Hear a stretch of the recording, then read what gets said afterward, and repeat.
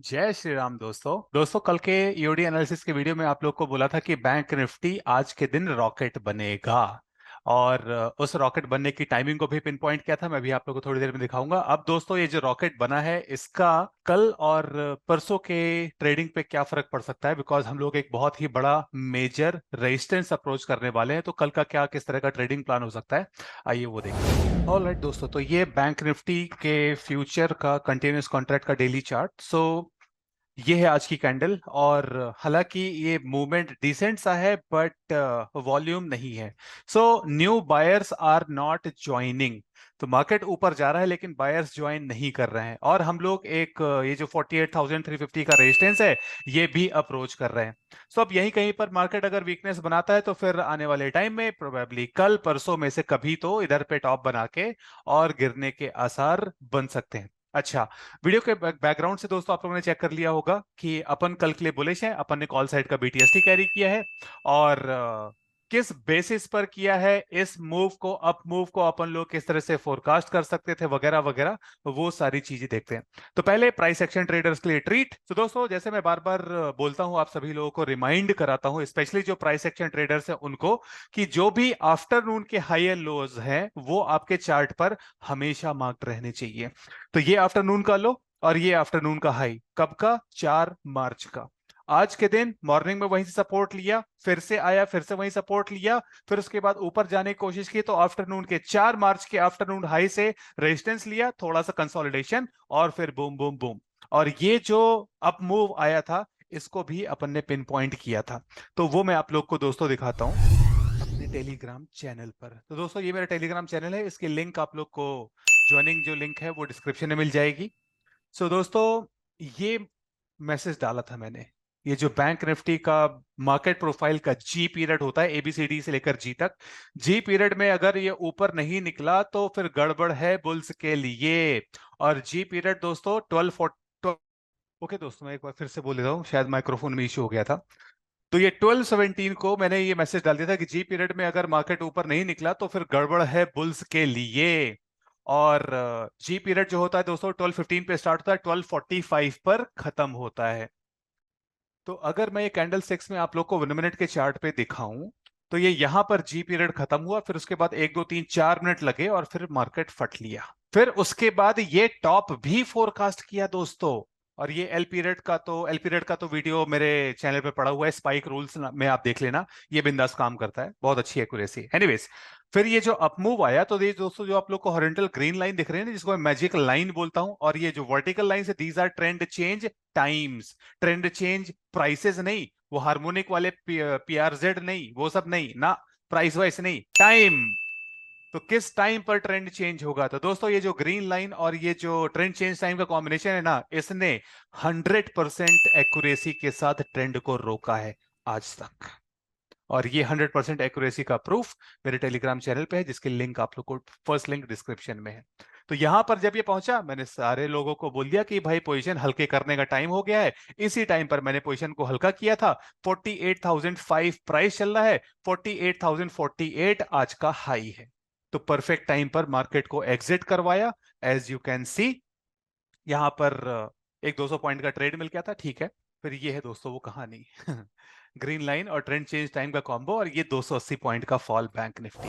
अब जो दोस्तों बैंक निफ्टी की आगे की कहानी है, तो आगे की कहानी शायद आप लोग को लेवल्स याद हो। तो मैंने कल यहाँ पे एक 150 का लेवल दिया था।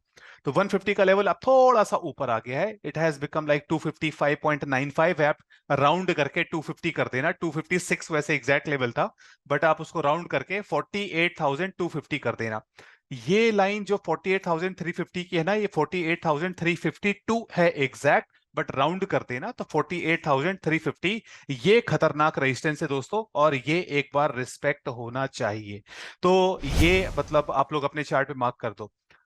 अगर मार्केट आर पार निकल जाता है, मैं गलत हो जाता हूं। ये रेजिस्टेंस अगर होल्ड नहीं करता है, और अगर कैंडल इसके आर पार बाय चांस निकल जाती है दोस्तों, तो फिर जो नेक्स्ट टारगेट होगा वो सीधे 48,900 का होगा। और इस टारगेट के पहुंचने की जो टाइमलाइन है, दैट विल बी थर्सडे का ए पीरियड। यानी कि थर्सडे के फर्स्ट 30 मिनट तक का टाइम होगा यहां तक पहुंचने के लिए।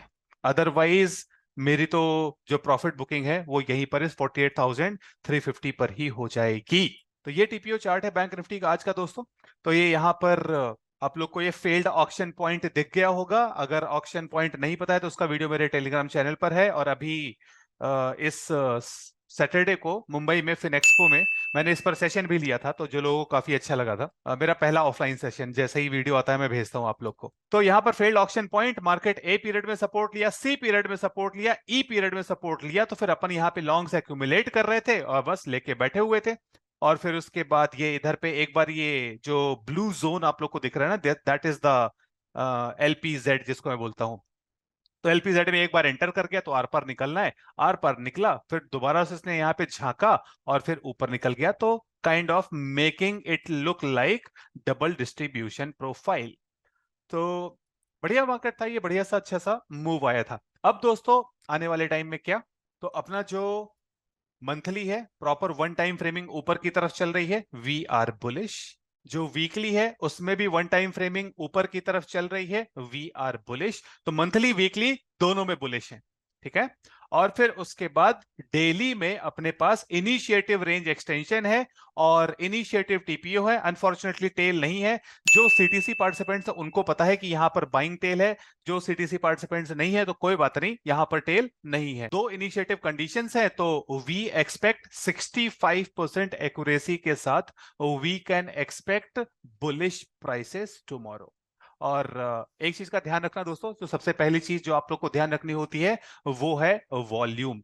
तो जो वॉल्यूम्स हैं दे आर बिलो एवरेज, और बिलो एवरेज वॉल्यूम में दोस्तों हम लोग को ट्रेंड के कंटिन्यूएशन पे थोड़ा सा कॉन्फिडेंस कम रखना चाहिए। तो अपन लोग रेजिस्टेंस भी अप्रोच कर रहे हैं, तो वो चीज हमेशा दिमाग में रखें। ऑर्डर फ्लो में तो ये 30 मिनट का बैंक निफ्टी का ऑर्डर फ्लो का चार्ट। और 30 मिनट का चार्ट मैं किस लिए यूज करता हूं, दो चीजों के लिए, नेकेड पीओसी और ये स्टैक्ड इम्बैलेंस। तो यहां पर ये नेकेड पीओसी आया, उसको टच किया, ऊपर भाग गया।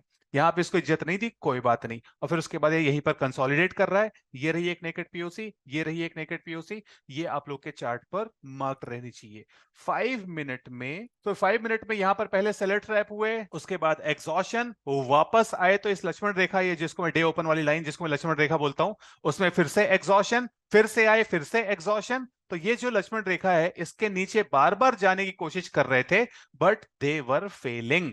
और वो फेल हो रहे थे, तो जो सीटीसी पार्टिसिपेंट्स उनको पता है कि यहां पर lack of intent of sellers भी था। और फिर उसके बाद ये एग्जॉशन, फिर उसके बाद जैसे ये फाइनल एग्जॉशन आया, जी पीरियड यहाँ पे खत्म ही होने वाला था और फिर ये मार्केट फट गया। यही मूव कैप्चर किया था अपन ने। 200 पॉइंट्स का ऑप्शन प्रीमियम में 200 पॉइंट्स विद इन 30 मिनट्स मिल गए थे, तो फ्री मनी थी। फिर उसके बाद ये एग्जॉशन ऑफ द बायर्स। तो एग्जॉशन का वीडियो मेरे इसमें वीडियो डिस्क्रिप्शन में आपको बाय डिफॉल्ट मिल जाएगा, बिकॉज वो कॉन्सेप्ट मैं बहुत ज्यादा एक्सटेंसिवली यूज करता हूं। तो बायर्स का एग्जॉशन, फिर नीचे आया तो सेलर्स का एग्जॉशन, फिर यहाँ पे time pass they try to go down. फिर ये यहाँ पर स्टैक्ड इंबैलेंस में जो हाई वॉल्यूम नोड है, तो स्टैक्ड इंबैलेंस के अंदर या तो पाई जोन हो या ये हाई वॉल्यूम नोड हो, तो इनकी जो एक्यूरेसी और रिलायबिलिटी का असेंडिंग ऑर्डर या डिसेंडिंग ऑर्डर जो भी होता है वो मैंने वीडियो में डाल रखा है, मेरे यूट्यूब चैनल पे वीडियो पड़ा हुआ है। मेरा यूट्यूब चैनल दोस्तों लर्निंग के लिए ट्रेजर ट्रव जैसा मान सकते हो, गोल्ड माइन जैसा मान सकते हो। वीडियोस देखते रहा करो। अच्छा, तो यहाँ पे इसने डिप मारी, फिर उसके बाद वापस ऊपर ऊपर गया, फिर वापस नीचे, फिर यहीं पे टाइम पास करके कंसोलिडेट करके बंद कर दिया। इधर पे अपन लोग को वही है कि ये जो सिंगल टीपीओ है, सिंगल प्रिंट छूटा हुआ है टीपीओ चार्ट में, तो अपन लोग बुलिश प्राइसेस तो लेके चल ही रहे हैं। अच्छा, एक और चीज मैं आप लोग को बताना चाहता हूं दोस्तों, ये ओडीएक्स इंडिकेटर आज मैंने 4-5 बीटीएसटी दिए थे। जब भी मेरे को ये ऐसा दिखता है ना, और ये इधर पे आप लोग को ये 3 करोड़ की बाइंग सी दिख रही है ना, कॉल और पुट दोनों में बाइंग हुई है। तो जब भी ये 1 CR की बाइंग टाइप्स होती है ना दोस्तों, 1 CR प्लस की, तो मार्केट इधर पे पहुंचने की टेंडेंसी रखता है। This is how I calculate, I find out the targets. और this is not the sole reason to take the trades in FNO, but हाँ, ये एक strong tool होता है मेरे लिए और टारगेट्स निकालने के लिए जब भी मुझे दिख जाता है। और फिर अगर मार्केट प्रोफाइल का स्ट्रक्चर ब्रेकआउट के लिए फेवरेबल है, और फिर उसके अलावा उसके साथ साथ दोस्तों मैं एनर्जी प्रिंसिपल भी यूज करता हूं। तो ये 3-4 चीजें, सक्सेसफुल ब्रेकआउट और फिर फेवरेबल स्ट्रक्चर और फिर उसके बाद ओडीएक्स और फिर उसके बाद एनर्जी प्रिंसिपल। ये चार चीजें मिला के मेरा जो एफएनओ स्टॉक्स का सिस्टम है वो कंप्लीट हो जाता है। तो अभी यहाँ पे ये 280 दिख रहा है। कल अगर खुलते ही मार्केट और ऊपर की तरफ भागा तो ये 88 लैक्स है। ये हो सकता है दोस्तों 285 भी क्रॉस कर जाए। तो ये ओडीएक्स इंडिकेटर मैं बहुत एक्सटेंसिवली यूज करता हूं। और मैं आप लोग को एक ट्रेड और दिखाता हूं दोस्तों, टाटा मोटर्स का आज का, जिसके एग्जिट करने में मैंने थोड़ी सी गड़बड़ कर दी। बिकॉज मतलब मैंने एग्जिट पार्शली एग्जिट कर पाया, मैं फुली एग्जिट नहीं कर पाया। ऑप्शन प्राइस लिया मैंने, एक तो टाटा मोटर्स की न्यूज आई थी, न्यूज के बाद गैप अप आया। और सेंटिमेंट एनालिसिस जिन लोग को आता है, तो सीटीसी पार्टिसिपेंट्स को आता है, तो उनके लिए तो रिकॉर्डेड वीडियो मैंने डाल रखा है। बाकी जिन लोगों ने माइंड ओवर मार्केट बुक पढ़ी हुई है, सेंटिमेंट एनालिसिस आता है, तो उनको पता है कि इस गैप अप का क्या मतलब था।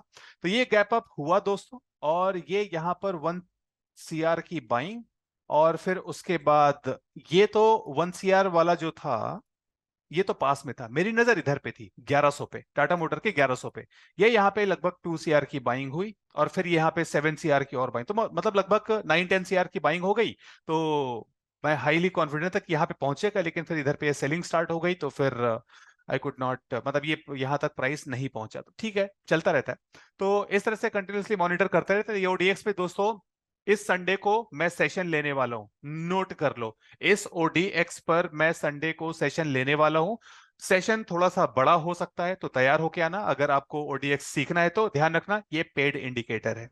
क्वांटावर का आपको एडवांस वर्जन चाहिए पहली बात, और फिर उसके बाद ये एड ऑन है, पेड इंडिकेटर है। और अपना जो डिस्काउंट कोड है GUI 005, वो इस पे चलता है बिंदास। तो इस पे सेशन संडे को होगा। तो जाते जाते दोस्तों मैं एक बार और आप लोग को ये लेवल्स दिखा देता हूं। पहला टारगेट कल का 48,250 का, 48,350 पर रेजिस्टेंस है। अगर गलती से ये इसको भी तोड़ के निकल गया, रिस्पेक्ट नहीं किया, तो फिर 48,900। क्या मार्केट नीचे नहीं आ सकता? आ सकता है, लेकिन मेरे अभी कैलकुलेशन में नहीं है, तो इसलिए I am not looking at downward prices. और अगर मार्केट कल नीचे की तरफ निकल भी जाता है, तो क्या करेंगे? स्टॉप लॉस लेंगे, और फिर उसके बाद साइड में बैठेंगे, और अपनी जो अप्रोच है, जो प्लान है, उसको री इवेल्युएट करेंगे और नया प्लान बनाएंगे। हे, वेलकम बैक। आई होप दोस्तों आप लोग को मेरे वीडियो एनालिसिस से कुछ ना कुछ फायदा होता है। मेरा प्रयास बस ये रहता है कि आप लोग को मार्केट के रॉन्ग साइड से बचा सकूं। दोस्तों, आप में से जिन भी लोगों को बैंक निफ्टी के intraday updates, market profile, order flow and internal clock basis पर चाहिए, तो आप सभी लोगों का मेरे टेलीग्राम चैनल पे स्वागत है, जिसकी लिंक आप लोग को डिस्क्रिप्शन मिल जाएगी। फर्स्ट लिंक है, channel is free to join. आप सभी लोगों का स्वागत है। एक बार सेवा का मौका दे, सेवा अच्छी लगे तो बने रहे, सेवा अच्छी नहीं लगे तो जय श्री राम।